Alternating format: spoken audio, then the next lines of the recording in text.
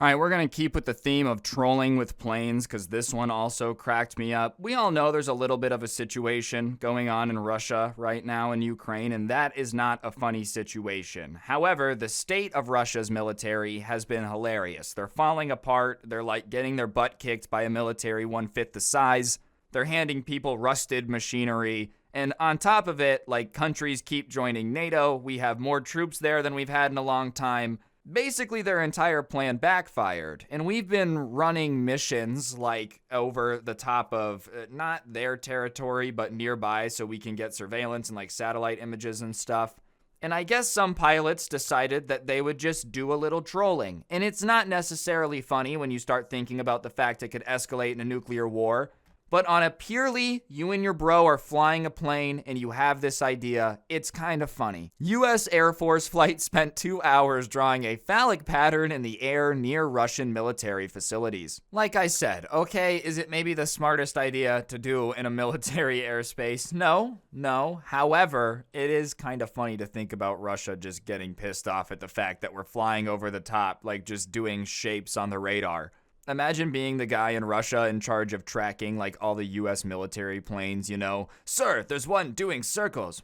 What could it be doing? Pull it up. Let's see where it was for the last hour. You pull it up and you're all looking at it and you're like, I don't know. It kind of looks a little bit like it's shaped like, we all know what it is. Don't say it out loud. They're trolling us.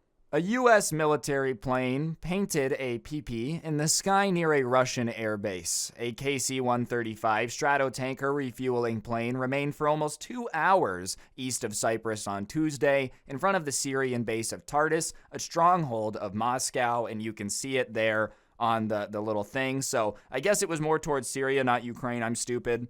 Still funny, either way. If anything, it makes it even more funny, because it's not like it was in the crazy war zone where there's the potential for really kicking off in a nuclear war. They were just trolling them down there, which is still a serious conflict. I'm not trying to say it's not serious, but I don't know. I feel like NATO has made it very clear how quick they're going to press the nuke button if anyone gets involved in Ukraine. They have not said the same for drawing phallic symbols on the satellite outside of Syria.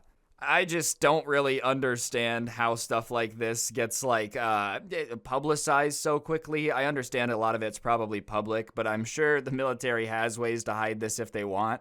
Does that mean that they wanted this to be out there? Like, do you think this was kind of a part of the mission? Get out there and troll them. They need to know that we're not messing around. U.S. military pilots encountered tense run-ins with Russian aircraft over the eastern Mediterranean before, such as when the Pentagon said in February 3 U.S. naval aircraft experienced unprofessional intercepts by Russian aircraft.